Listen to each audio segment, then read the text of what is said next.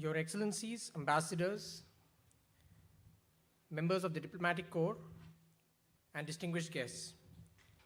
It is my absolute honor to welcome you today for what promises to be a memorable event here in Riyadh, to spread a message of environmental awareness to save soil, to maintain life on planet Earth.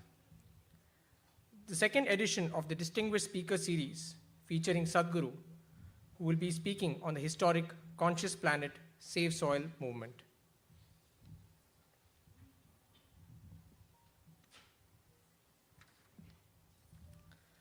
To begin today's proceedings, the Save Soil movement seeks to bring about a conscious response to impending soil extinction. We are at the cusp of time when every action we perform will either have an affirmative or negative impact in the years to come. As occupants of a shared planet, we have the unique opportunity to be part of solutions to crises such as soil extinction and desertification. I now present to you a video that explains the science behind the Save the Soil campaign. We are talking about climate change. We are talking about climate change, carbon emissions, and global warming and various other aspects, but we are not addressing soil. Soil is the habitat upon which zillions of lives thrive. Once there is no richness in soil, then you have forsaken the planet in many ways. Every responsible scientist in the world and the UN agencies are clearly saying we have only 80 to 100 harvests left. That means approximately 45 to 50 years of agricultural soil left on the planet. By 2045, we will be producing 40% less food than what we are producing right now, and our populations will be 9.3 billion people. The food shortages that could manifest in the next 25 years, the consequences of that is unimaginable. Civil wars will unfold across the world once there is food shortage. What we are facing now is soil extinction. Why is soil becoming extinct? Where is it going away? What is happening to our soil? We must understand, if you add organic content to sand, sand will turn into soil. If you remove all organic content from the soil, soil will become sand. In normal agricultural soil, the minimum organic content should be between 3 to 6%. The most minimum is 3%. At least this minimum to keep the soil alive, to keep the soil as living soil is a must. Agricultural soils across the world, the depletion is so heavy, in most countries, more than 50% of the topsoil is already gone in the last 100 years. The nutrient levels have dropped significantly. The level of micronutrients you would get from your food in early 20th century to what you are getting from the same food now has dropped 90%. If you ate one orange in 1920s, what you got from it, now in 2020, if you have to get the same, you will have to eat 8 oranges. This is what we have done to our food. Soil is the biggest ecosystem on the planet, and so few people know anything about it. 1 teaspoon of healthy soil probably contains more microbes than there are people on Earth. The microbial life in the first 12 to 15 inches of topsoil is the basis of our existence. It is this magic beneath our feet which has produced the life that we are. This first 12 to 15 inches of soil is the basis of life for 87% of life on this planet, including you and me. we have to begin to recognize that what we call our soil, Mother Earth, is a living organism. Open soils, ripped open by ploughing, open to sunlight, is the basis of destruction of microbial life. So the focus should be on agriculture, the focus should be on seeing that land is under shade as much as possible. Some kind of shade, grasses, herbs, bushes, trees. Conscious Planet is launching Save Soil movement to bring about a policy change to regenerate soil. As a part of this, I'm 65 and I'm riding 30,000 kilometers, a lone motorcycle journey, 30,000 kilometers across 24 nations to activate support from the citizenry to assure the governments long-term investments will be appreciated. So it's extremely important that soil regeneration is enshrined in the policy of every government on the planet. We must change the narrative on the planet that soil is a wealth, a legacy we have received from previous generations, and we have to pass it on as living soil for future generations. We are in a cusp of time. If you do the right things now, in the next 15 to 25 years, we can significantly turn this situation around and regenerate the soil. But if we allow this to progress like this for another 30 to 40 years, after 40 years if we attempt this, then it could take 150 to 200 years because that much loss of biodiversity would have happened. From 21st of March for 100 days, the whole world, every human being on the planet should talk soil. We must hear the word soil, save soil everywhere to see that the narrative on the planet changes towards the most vital aspect of our life, the soil. Each one of you should reach as many people as you can to make this happen. Many global leaders and influencers are already participating in the movement. Be a part of this and let us make it happen. From my part, as much as I can contribute. We're going to save the soil. Do your part. And saving the soils. We must make it our life's mission to save our soil. Save the soil. We know what we must do, so let's make it happen. Let's make it happen. Let's make it happen. Let's make it happen. Let's make it happen. Let's make it happen.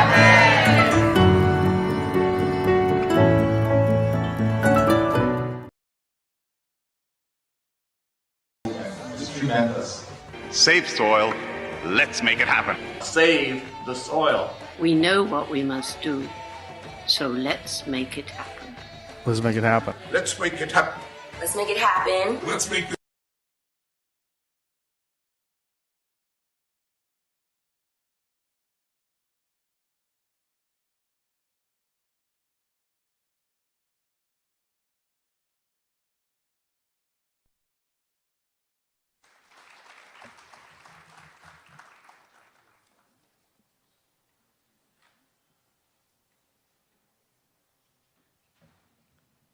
Ladies and gentlemen, please put your hands together to welcome Sadhguru.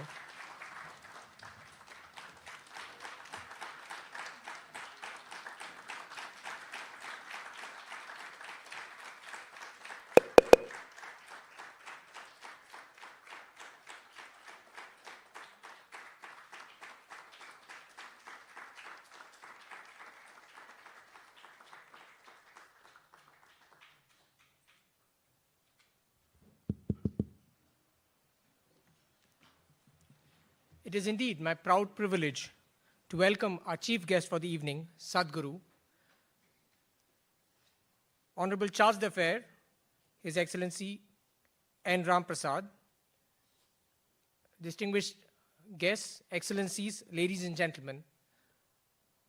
The Save Soil campaign is an initiative, as you saw in the video, which is taken up single-handedly by Sadhguru to raise awareness of the process of desertification and the soil depletion that is really going to affect our lives in the future. To begin proceedings this evening, I welcome our very own Ms. Vasundhara Raturi from the Embassy of India, Riyadh family, who I'm sure will enthrall the audience with her golden and mellifluous voice. She's a versatile singer who has participated in many TV shows and has also won many awards. Please put your hands together for Ms. Vasundhara Raturi.